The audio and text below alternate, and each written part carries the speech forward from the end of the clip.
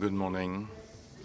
Good morning. Thank you for being here in such a large number so early in the morning to listen to us discussing Europe facing the industrial challenges. So, well, Stéphane Séjourné, Philippe AGHION. Séjourné is European Commissioner for the Internal Market, and Philippe AGHION needs no introduction. He's been with the Rencontre for 26 years, so let me start with by explaining something that is central when we talk about industrial policies in Europe, because, well, we say, okay, well, if if we have to favor the renewal of industrial European industry, all we need to do is give money to businesses in large sectors and everything will go smoothly. Well, it's not like that. Things do not necessarily function for many reasons we will discuss. One of them is that industrial policy is not the European policy. Competition. I'll try to set the context. The articulation between competition policy and European industrial policy. The competition policy is often blamed for not allowing the development of industrial policies. It would hinder it for many reasons. The two main reasons would be, one, the fact that competition policy controls the clusters of concentration, therefore it prevents the creation of European giants that could be efficient competitors against other giants from other parts of the world, like in digital or in other domains, more industrial. Well, we can see already that to blame this competition policy, for not allowing the advent of giants, what is missing mainly, the companies which are likely to become digital giant. Well, one which is a global champion, it's ASML, in chips, and this was never stopped by this the advent of champions. So should we have more fusion? So everybody has the example of Alstom Siemens, but since the Alstom Siemens merger have been rejected, they've been doing very well anyway. So we cannot say that this was an impediment to their development. Moreover, what we know is that the competition context within which the competitive policy prevent them from evolving at different level. Well, several economic studies show that the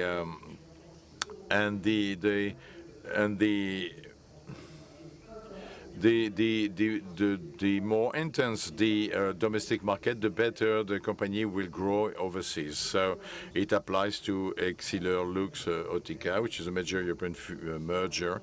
It's not as true for LafargeHolcim because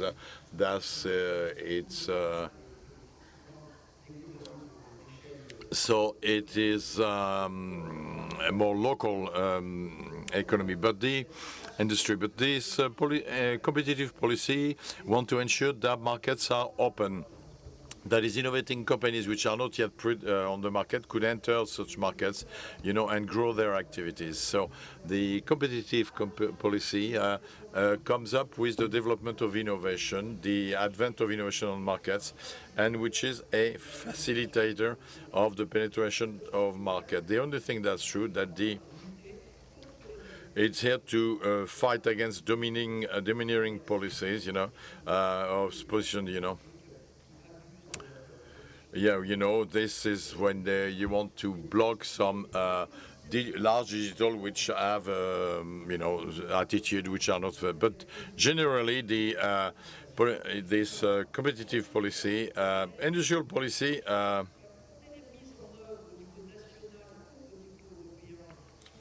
well, For the industrial policy, well, you know, at the European levels has several problems and difficulties we discuss now.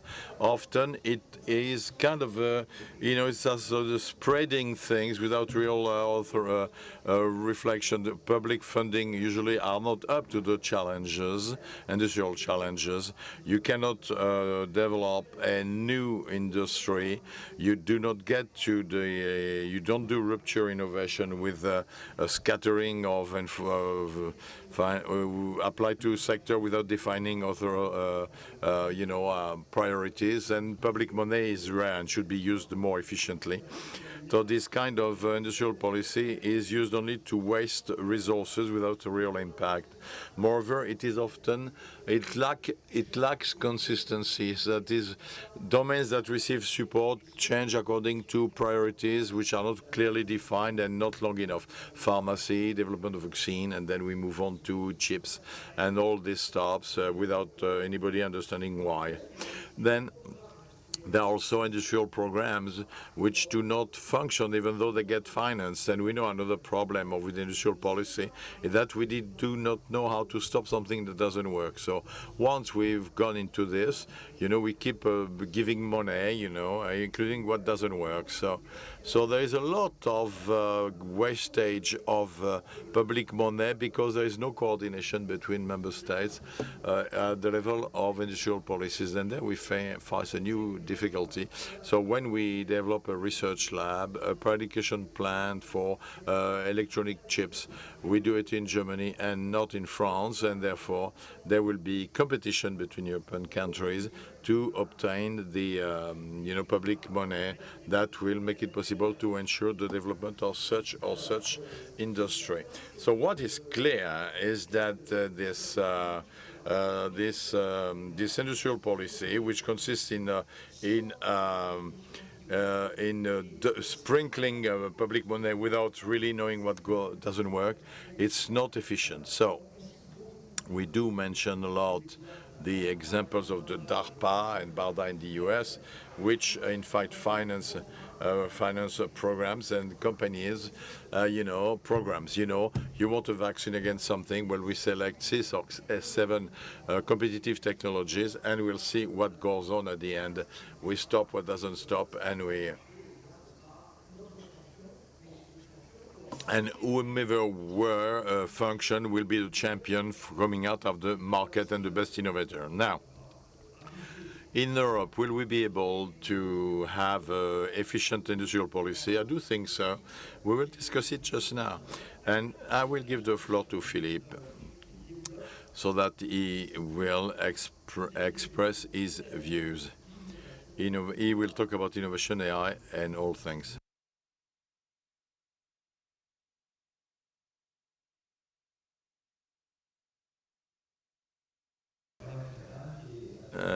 Anne is an expert in such topics, and she's always very clear. So,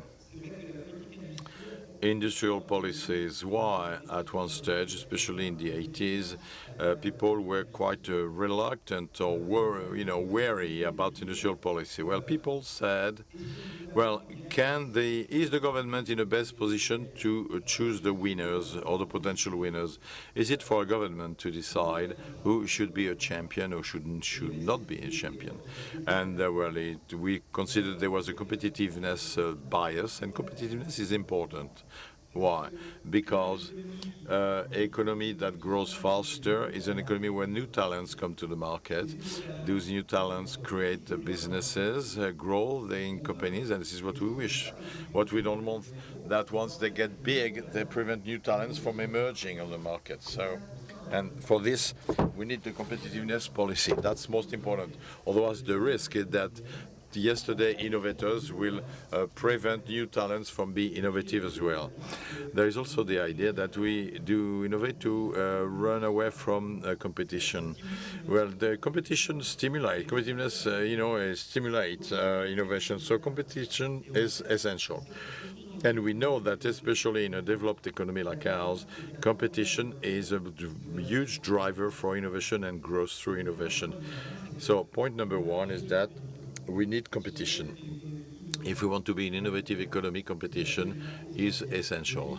Countries which started growing, which stopped growing, or which dropped, were countries which let large companies become huge and blocked the entry of new players. So point number one, competition is absolutely essential. Now, on behalf of competition policy, well, some said, okay, we got it, that competition is fundamental, so now should we have an industrial policy? And the fear was that industrial policies, if it means like choosing champions, to pick winners, as they say, would be a bias, competition bias. So it was against the competitiveness policy. And the governments could be accused of collusion. I will favor the existing champions. There is a bias in the choice. Nothing will guarantee that the state will be impartial and the competence of the state to choose the winners.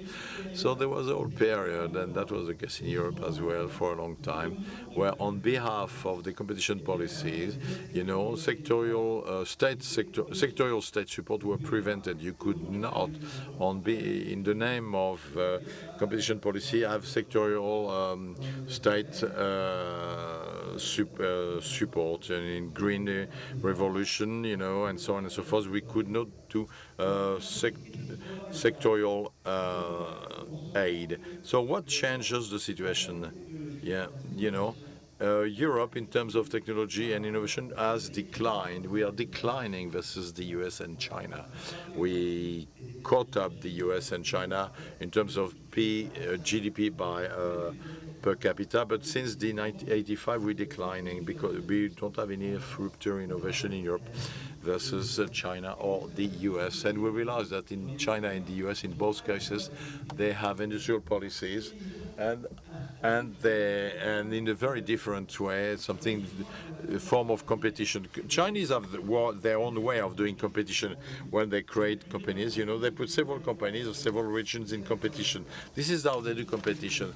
They have an industrial policy. In their own ways, they do competition. The US have competition policy, but they also have industrial policy. Now, industrial policy in the US is managed by DARPA, the Advanced Project Agency. This Defense Advanced Research Project Agency, it started from the 50s, in the 60s, the Russians had the man in space, and so we can't have anybody in space. So we're running behind the Soviets. Within 2 years, we should have someone in space. We do have the basic technologies, but we have to coordinate resources and players to reach the objective. So when you're in a situation where the basic research has been done, and then you can do coordination of players to get to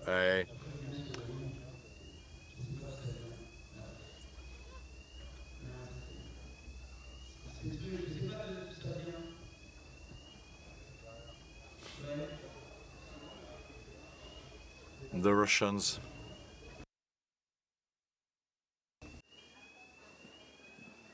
C'est vraiment le... Voilà. Alors, donc je dis, qu'est-ce que c'est que le modèle de la DARPA? Vous dites par So what is the DARPA model? Say, I have an objective, I have to catch up on the Soviets. Fundamental research has been done, but I have to go from fundamental research to operational stage. I have to coordinate players and means, and then you would need the DARPA. And I will tell you how it works. Vaccines, in 1 or 2 years, we had to pull out of COVID. The messenger NRA existed, but we had to do mass production of vaccines. So we had to, so that in 2 years. So and again, so how does the DARPA function? Well, it's a mix of from bottom to top. Well, a certain amount of money comes from the ministry. The ministry designs team bosses for a mission, like having someone on space in 2 years or to get vaccines within 2 years. And the team leader, whoever he or she is, are free to initiate competitive projects from lab and the competitive businesses, Moderna, Pfizer, and so on and so forth. Many labs worked for them. So it's a mix of from top to bottom and bottom to tops. I'm the team leader, and I will initiate many competitive projects. it's a very interesting project, and they come from the other academics or industrialists, the team leaders, for a period of 3 years, and they have a mission to fulfill. That's most interesting because it's an industrial policy model which is incompatible with competition. So they found a way to make industrial policy compatible with competition. So anyway, in Europe we don't have a DARPA. There was a very interesting report from the School of Economics of Toulouse and Bocconi. I was part of the committee because then I had to deal with the I had to live, managed by Daniel Gros, Jean Tirole, and Mario Monti. Very good people, and they showed that even the European innovation system is not DARPA. They help SMEs. We help SMEs, but we don't help rupture innovation project. In Europe today, we don't have any DARPA equivalent. So in Europe, and this is part of the Draghi plan, we need DARPAs. We need DARPA in the world of defense, AI, possibly both. We need DARPAs in the domain of energy transition, and we need DARPAs in the domain of biotech, and we're very good. So the question, do we want DARPAs with 27 countries or not? Can we have DARPAs? That's not my competence. So one approach would be, well, let's do it together in Europe. Sometimes difficult to get together. So a coalition of volunteers. Maybe we'll start France and Germany to do DARPAs, and I think things are in progress. And maybe the British would come. Well, they would love to. They realized that the Brexit was a big mistake. Well, they're good in defense. The Brits in biotech, and they're very, very good. And in energy, so maybe they're ready to join us, and possibly Sweden and other countries. The idea is to say, I do a coalition of volunteers, and we'll align on the best proposal, not the cheapest one. So in the European recovery project from Draghi, we have to change the European economic doctrine. In the name of the competitiveness policy, we can no longer prevent the creation of DARPAs and prevent industrial policy. The problem in Europe is that, again, even today, the person who is in charge of competitiveness policy is not the one who is in charge of industrial policy. I mean, I'm sure you talk to one another. Well, okay, that's new. I went to Europe 15 years ago. They didn't even talk to one another. They didn't have their own phone number. They were two different.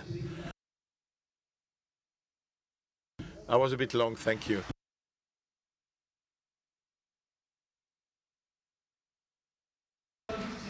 Good morning. Thank you for setting the stage. I might give you shed a light about what's going on in the Commission and the revolution taking place on on this topic. First, yes, we do talk to one another. Yes, the commissioner in charge of competition is Spanish.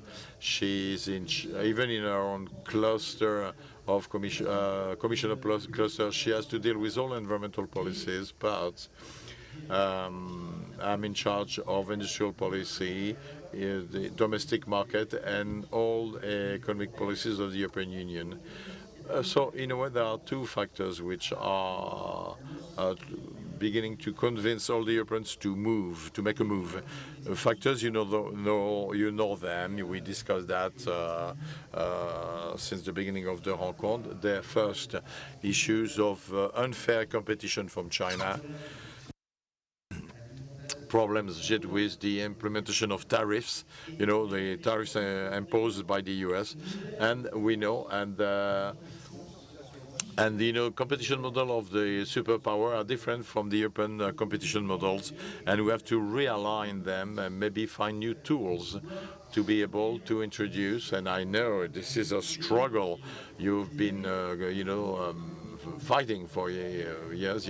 We have to have an industrial policy in our competitiveness policy. Things are moving because for the first time, the College of Commissioners wants to revise the competitiveness policies in the coming months and the rules. And They want to align ourselves to the international situation, look at European companies versus international competition, protect the borders of Europe to avoid being to have to deal with unfair competition coming from foreign countries, and introducing the merging policies of companies, more flexibility in our guidances. So things are moving in that respect because the world is moving rapidly. It's always the problem, Philippe knows it, with the Commission and also with the mode of decision after. Once the Commission has put text on the table, the European Parliament has to decide, the Council has to decide, and then there is some kind of CMP, European scale CMP. The three institutions, are together. Those procedures may take a year and a half, depending on the most complex or sensitive topics.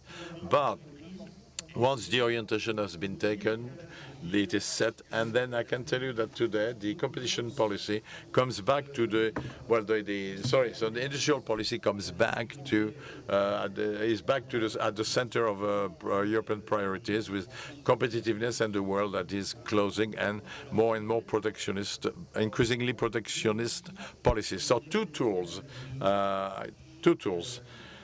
First, we've decided to use a tool of our industrial policy never implemented before, which is public markets or public call for tenders. In September, I will propose a revision of the public call for tenders, European call for tenders, above the European thresholds. I mean, it's not all call for tenders, but at least just to give you our public contracts. I won't bore you with figures, but it's about 2,000 billion euros of expenditures per year in Europe.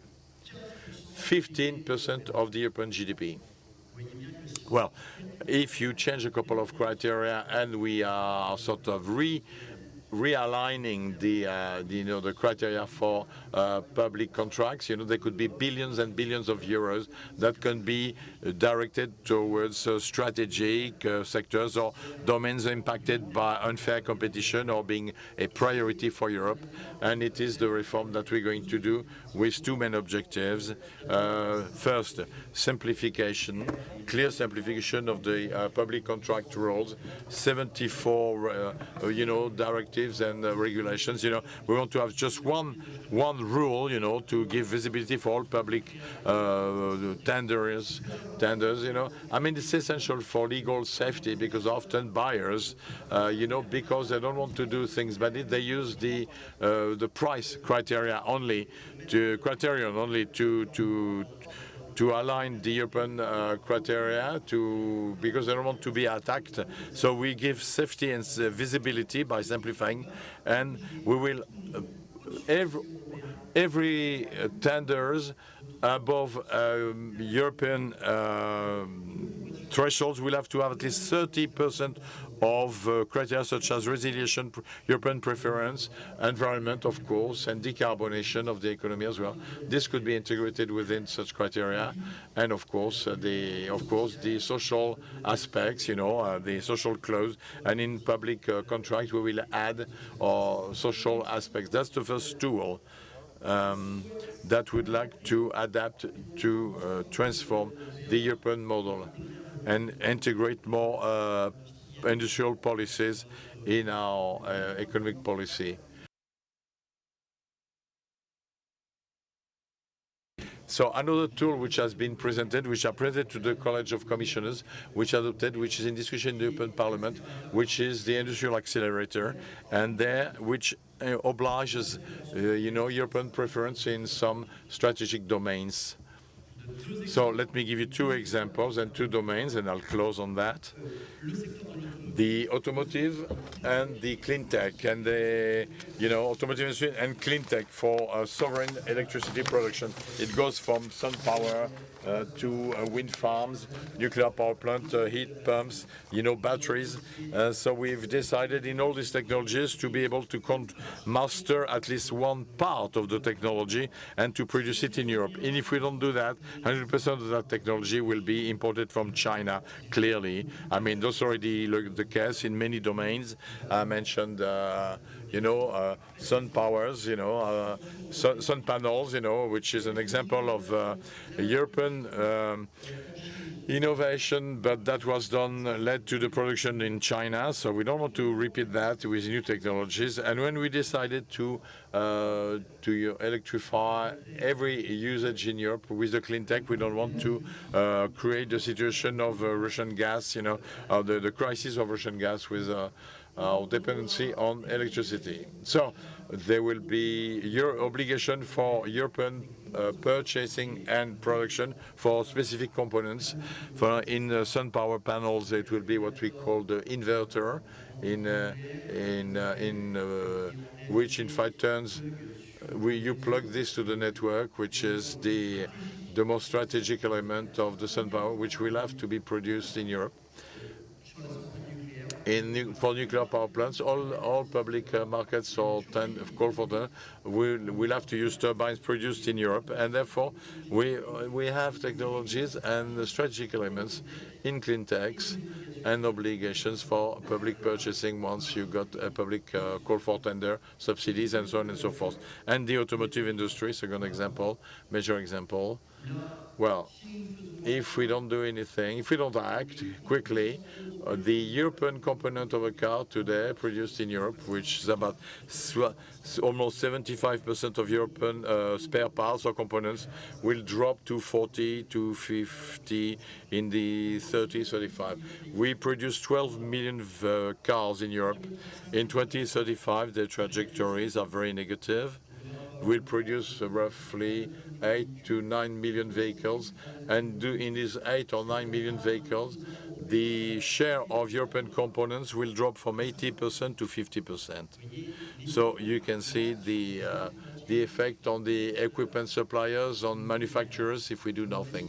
So we've decided for all professional fleet of vehicles, busy company cars, subsidies, bonuses, and that make it possible to allow you to change vehicle. If there is public money or tax money, the car will have to be European, mandatorily, if you want to enjoy the better taxes. So this definition of European automotive industry, it's 70% of European components produced in Europe to run our value chain. If there is public money or specific tax incentives, well, we will create the conditions for demand. So those are two examples of the industrial accelerator, plus the example of public markets or call for tenders, which are new tools of the industrial policies, and that I wanted to describe, because sometimes people do criticize Europe, but when things are good, we need to say it as well. Il faut qu'on s'arrête, malheureusement. Tout le monde me fait signe que c'est terminé. Donc on voit bien que tout ça... I think we finished now. So everything requires a combination of competitiveness and commercial policy. So a lot of work ahead of you.